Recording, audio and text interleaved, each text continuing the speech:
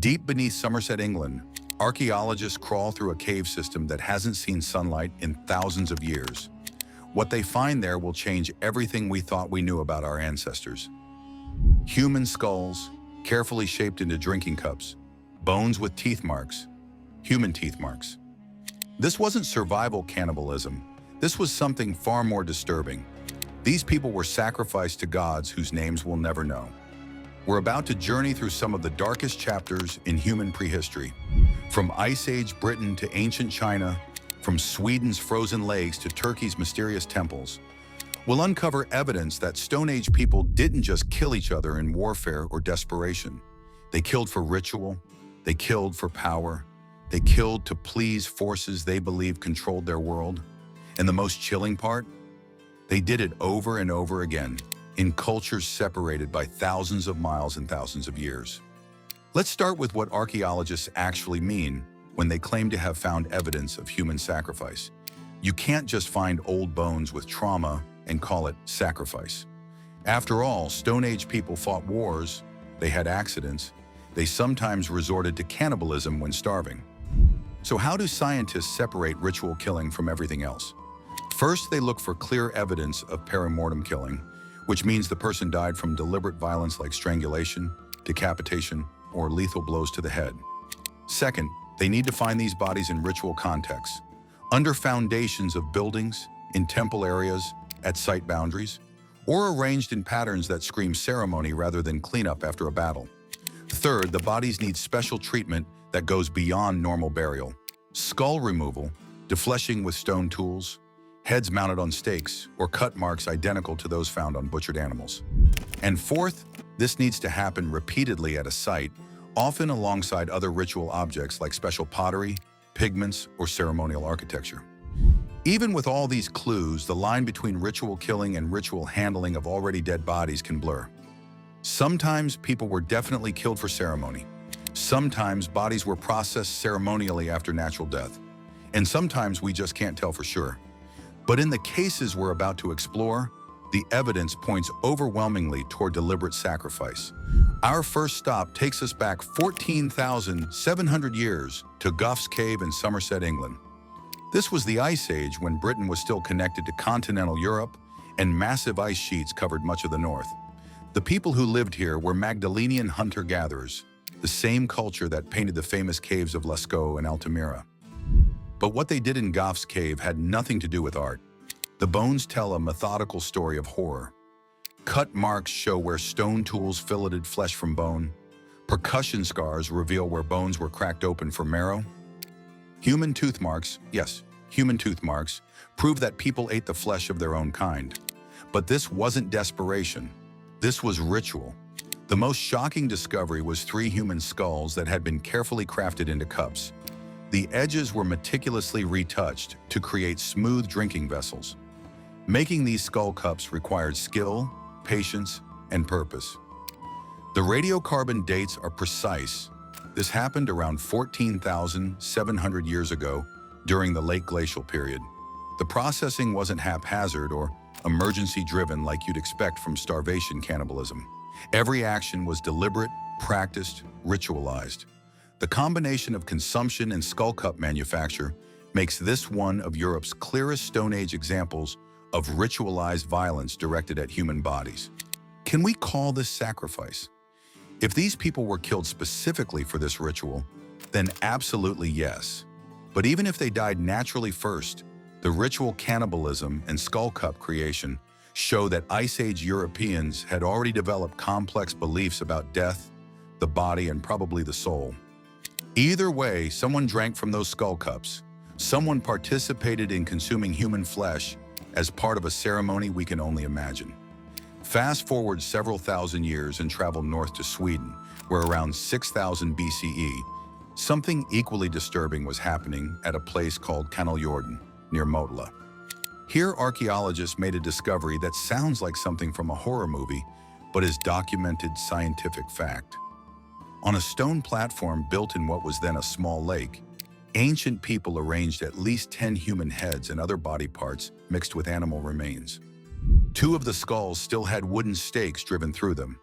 The wood had somehow survived the millennia in the waterlogged environment, giving us an unprecedented glimpse into a Mesolithic ritual of display. Many of the skulls showed healed blunt force injuries, meaning these people had survived previous violent encounters before meeting their final fate.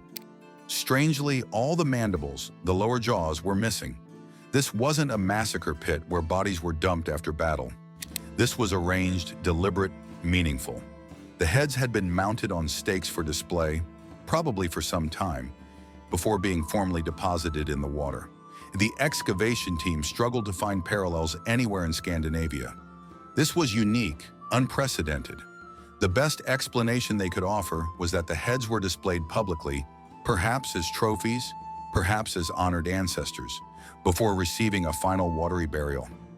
Whether the people were killed specifically for this ritual is debated, but the ritual curation and display of human heads is undeniable. Think about what this means. 8,000 years ago, hunter-gatherers in Sweden were mounting human heads on stakes beside a lake. They were creating public spectacles with dead bodies. They were sending messages to the living through the treatment of the dead. And they believed something, some force or spirit or God, required or deserved this display. Now let's travel south and east to the birth of agriculture in the Near East.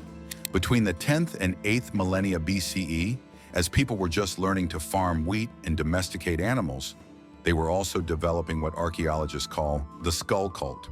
And nowhere is this clearer than in the ancient settlements of Jericho and Ain Ghazal.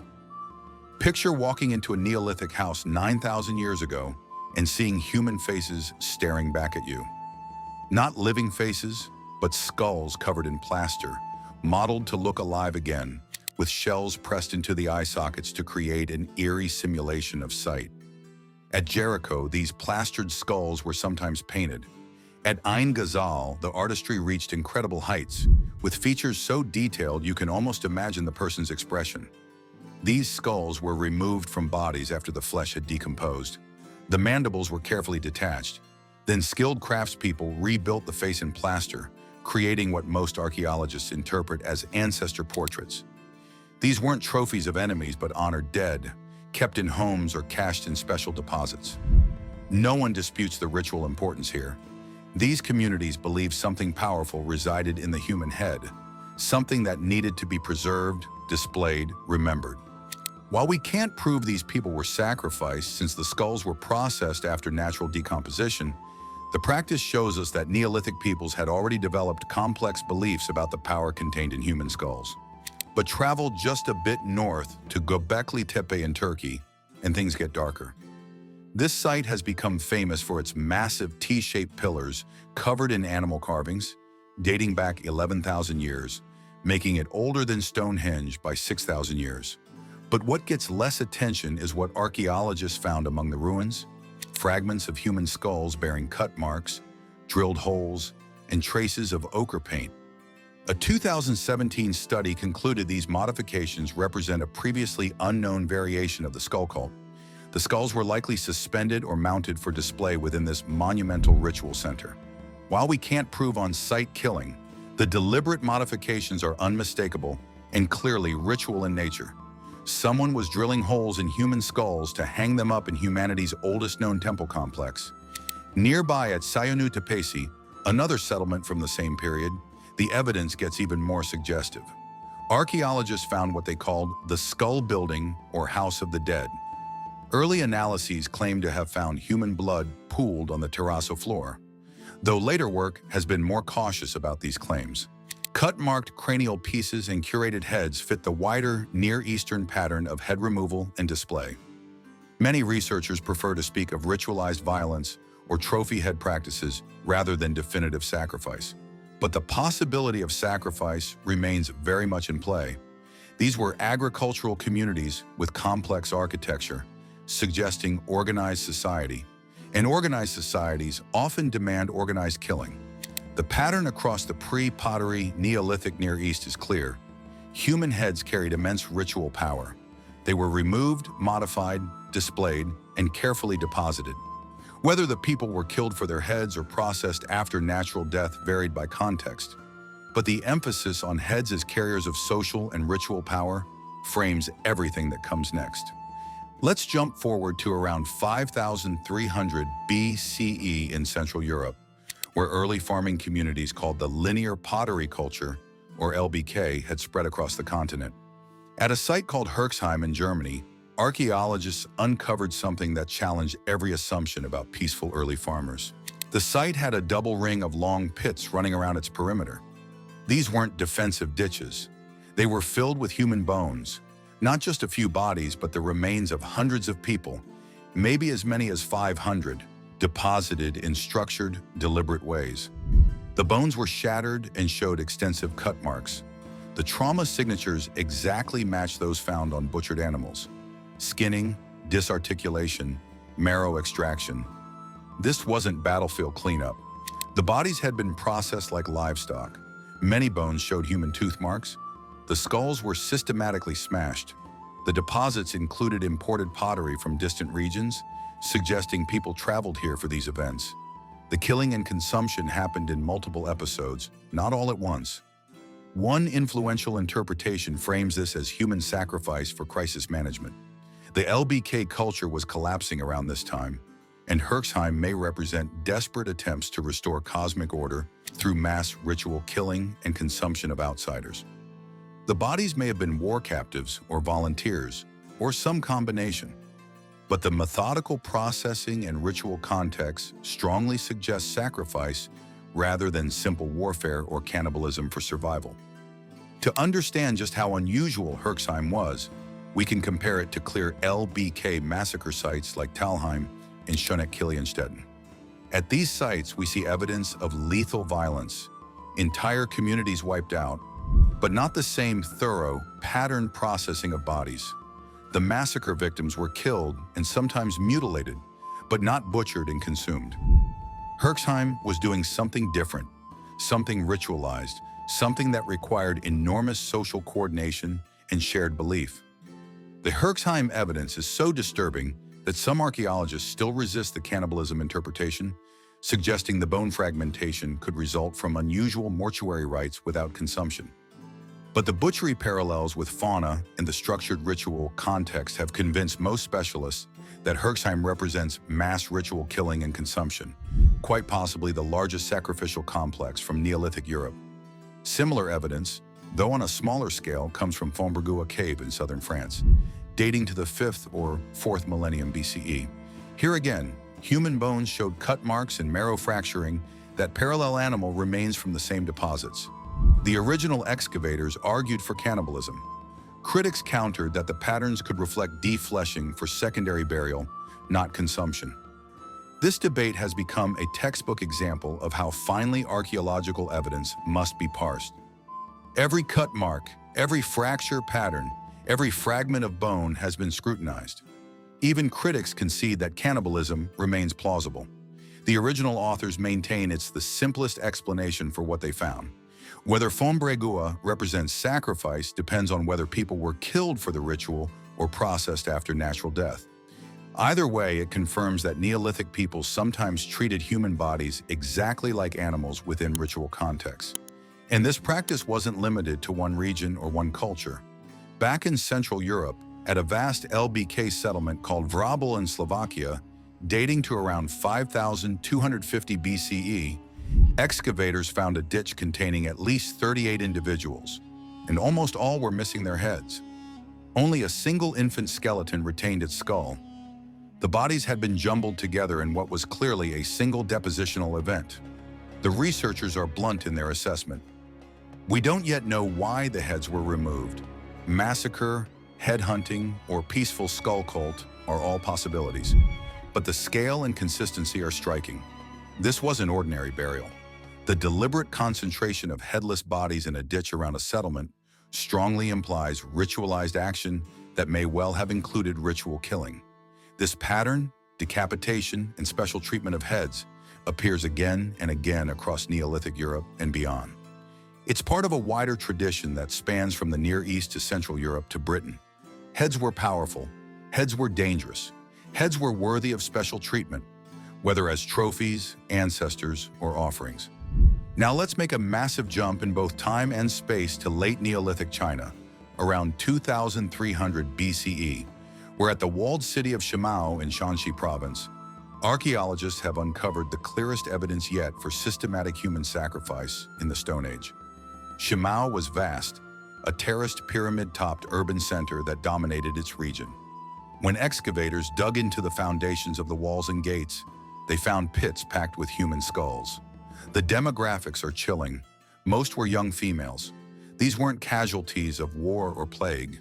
They were foundation sacrifices, people killed and buried to sanctify the construction. The East Gate complex alone contained dozens of skulls arranged in pits. Isotopic analysis shows many victims were not locals, but came from surrounding regions. The practice predates the well-documented human sacrifices of the later Shang dynasty by about 1,000 years, pushing routinized human sacrifice deep into Chinese prehistory. The picture is reinforced by finds throughout the site. In the palatial zone, another skull-filled ditch. Under important buildings, more human remains in ritual deposits.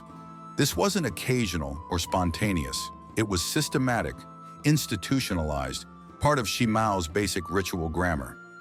When you built something important, you killed people and buried them in the foundations. Think about what this means for our understanding of early Chinese civilization. Before writing, before the first dynasties, before what we traditionally call history, Chinese societies were already practicing organized human sacrifice on a massive scale. They had already developed the belief that human death could sanctify space, that blood could strengthen walls, that young women's lives were appropriate offerings to whatever forces they believed controlled their world. Shimao gives us something rare in prehistoric archaeology, a clear case where we can confidently say yes, these people were sacrificed. The context under gates and walls, the demographic selection of victims, the repetition across the site, all point to formal, institutionalized sacrifice as part of state formation and urban development. Let's step back and look at the patterns that emerge across all these sites, separated by thousands of years and thousands of miles. What were these Stone Age peoples trying to accomplish with human sacrifice? First, heads were universally understood as the seat of personhood. From the Upper Paleolithic through the Neolithic, we see special treatment of heads: removal, curation, plastering, display, modification. The Jericho skulls were ancestor portraits. Göbekli Tepe's carved cranial fragments suggest display. Canal Jordan's mounted heads imply public spectacle. Shimao's skull pits mark foundational rites. Across cultures and millennia, the head was the part that stood for the whole, the piece that carried the most ritual power. Second, sacrifices were used to mark boundaries and sanctify space. Shimao's gate deposits are the most obvious example, but Herxheim's perimeter pits and Canal Jordan's lake platform serve similar functions. These sacrifices happened at thresholds, between inside and outside, between human and divine, between life and death. The logic is consistent with later written traditions from across the world. You offer life to sanctify space. Third, sacrifice was about performance and power. When societies face stress like drought, conflict, or social breakdown, spectacular ritual violence could be staged as crisis management. That's been proposed explicitly for Herxheim and fits the highly visible nature of many deposits. Processions of heads, public kill sites, displayed bodies, these weren't hidden acts. They were theater, designed to bind communities and demonstrate control over life and death. Fourth, and this is crucial, cannibalism and sacrifice are not synonyms. Gough's Cave shows ritual cannibalism beyond doubt, but we can't prove the victims were killed for that purpose. Fonbregua might be cannibalism or might be secondary burial. Herxheim has powerful cannibal signatures, yet some still argue for mortuary rites. A sacrificial killing might be followed by consumption, but consumption doesn't automatically prove sacrificial death. Archaeology can separate these only when trauma, context, and repetition all line up perfectly. So how do archaeologists actually identify sacrifice versus other forms of violence or death? They look for forensic traces of killing, cut marks on neck vertebrae indicating decapitation, ligature grooves showing strangulation, perimortem blunt force trauma focused on the head suggesting ritual dispatch. They examine the context, deposits under gates, altars, walls, or in carefully built features like Canal Jordan's stone platform or Herxheim's long pits. They search for patterns of repetition and curation, multiple similar deposits like the caches of plastered skulls, repeated episodes at Herxheim, or Shimau's construction sequences. They note differential treatment, bodies processed like offerings or like animals, or heads displayed on stakes versus normal burial. And they look for associations, exotic pottery, feasting debris, special architecture, pigments, figurines, things that signal ritual rather than war cleanup. Even with all these tools, claims are graded from probable like Shimau's foundation skulls to plausible but debated like Herxheim's cannibal sacrifice or Fombregoa, to ritual handling but not killing like most plastered skulls. That nuance matters if we want to stay faithful to what the evidence can actually support. Let's revisit our strongest cases to see how the evidence stacks up. At Shimau, the skull pits and foundation deposits under fortifications, documented in multiple studies, represent clear human sacrifice predating the Shang dynasty. The context is unambiguous. These people were killed to sanctify construction. At Goff's cave, ritual cannibalism and skull cup manufacture are beyond doubt. Whether victims were killed for the rite is less certain, but the ritualized treatment of bodies is unquestionable. Someone drank from those skull cups in ceremonies we can only imagine. At Canal Jordan, heads on stakes were curated and displayed before deposition in water. The ritual is clear even if the exact moment and cause of death remain uncertain. This goes beyond normal mortuary practice into the realm of spectacular display. At Herxheim, patterned cannibal processing in boundary pits suggests exocannibalistic sacrificial ritual during a time of crisis. While a minority still argues for unusual mortuary rites, the evidence strongly supports ritual killing and consumption on a massive scale. Other sites show ritual handling of the dead that may or may not involve sacrifice. The plastered skulls of Jericho and Ein Ghazal represent ancestor veneration, spectacular ritual without clear evidence of killing. At Sayonu, the skull building and cut-marked cranial fragments suggest ritualized violence, but sacrifice remains debated. At Vrabel, the large headless deposit suggests a community-wide event with ritual dimensions, but we can't determine if victims were sacrificed, executed, or processed after natural death. Without written texts, we meet only acts, not theologies. The people who killed at Shimau or curated skulls at Jericho left no names for their gods, no prayers, no mythologies. That's exactly why these look like sacrifices to gods no one remembers. We see the signature of offerings, but not the identity of recipients. Yet several deep, cross-cultural logics were clearly already in place in the Stone Age. Heads, gates, and water were understood as powerful thresholds. Heads crossed between life and memory. Gates and walls sorted inside from outside. Lakes and ditches transition living to dead or human to divine. Stone Age sacrifices consistently marked these boundary spaces. Public, performative acts bound groups together. Mounting heads on stakes or dismembering outsiders wasn't private ritual, but public theater, a way to build solidarity and display control over the fundamental forces of life and death. Herxheim's and Shimau's spectacles read like political liturgy as much as religious devotion, and perhaps most disturbingly, the dead could become resources. From skull cups to ancestor portraits, Stone Age peoples turned bodies into things, vessels, images, offerings that could do work in the world of the living. The dead weren't just mourned or feared, they were used. The geographical spread of these practices is staggering. From Britain to China, from Sweden to Turkey, human societies independently developed the idea that killing people in ritual contexts could influence supernatural forces. Now, this wasn't learned behavior spreading from a single source. This was convergent cultural evolution, suggesting something deep in human psychology or social organization pushes us towards sacrifice. The chronological depth is equally remarkable. From 14,700 years ago at Goff's Cave to 4,000 years ago at Shimau, we're looking at over 10,000 years of human sacrifice. This wasn't a brief aberration or a single cultural moment. This was a persistent feature of human society throughout the Stone Age and beyond. What's perhaps most unsettling is how organized and institutionalized these practices became. Shimao wasn't killing people in moments of passion or desperation. They had a system. When you build a gate, you bury skulls beneath it. When you construct a palace, you make foundation deposits. They had specialists who knew how to conduct these rituals, authorities who could command them, and populations who accepted or at least didn't successfully resist them. The demographic patterns are also telling. At Shimao, young women were preferentially selected. At Canal Jordan, trauma patterns differed by sex. These weren't random victims. They were chosen according to criteria we can only guess at: age, sex, social status, ethnic identity, or ritual purity. Someone decided who would die and who would live, who was suitable for sacrifice and who was not. We also see evidence for what anthropologists call the sacrificial economy. At Herxheim, people brought pottery from distant regions, suggesting pilgrimage or gathering for sacrificial events. The scale of killing hundreds of individuals required enormous coordination. Bodies had to be acquired, whether through warfare, tribute, or voluntary participation.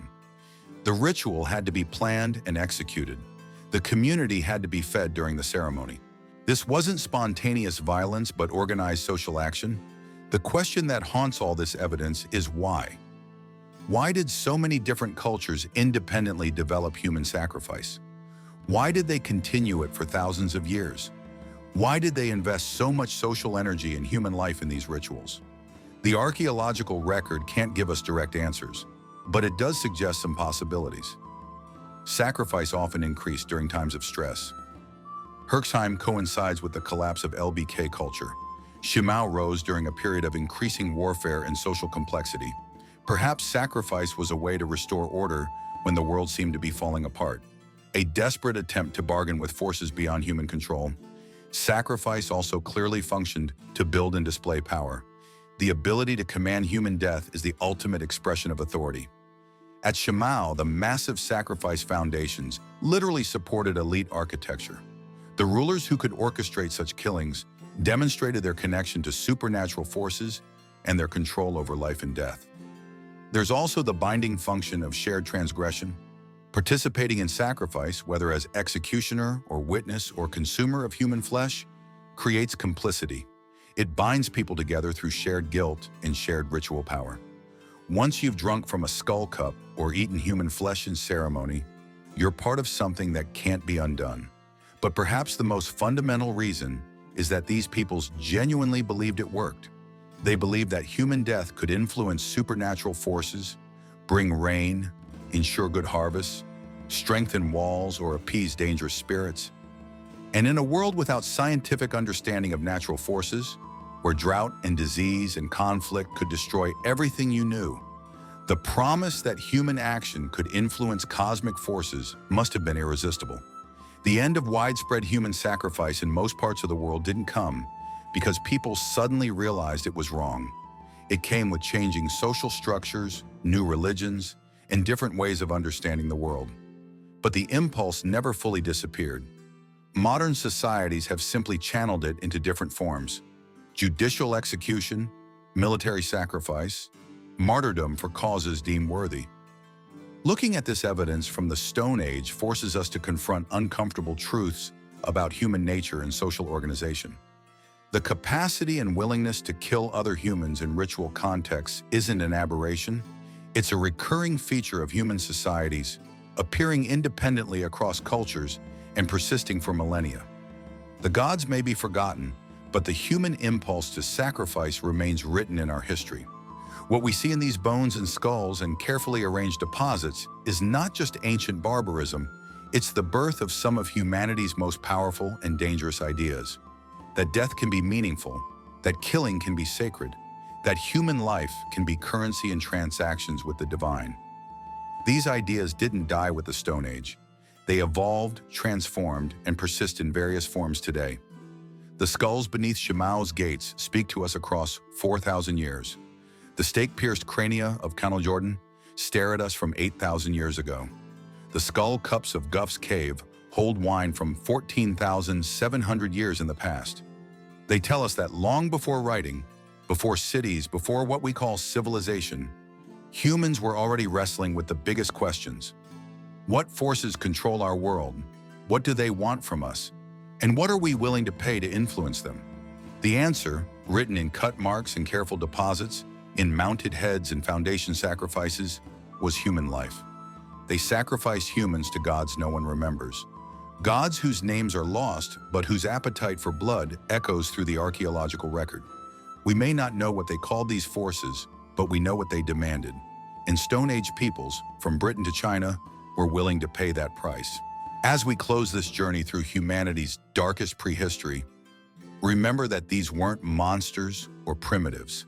They were people like us with the same cognitive abilities, the same emotions, the same desperate need to understand and control their world.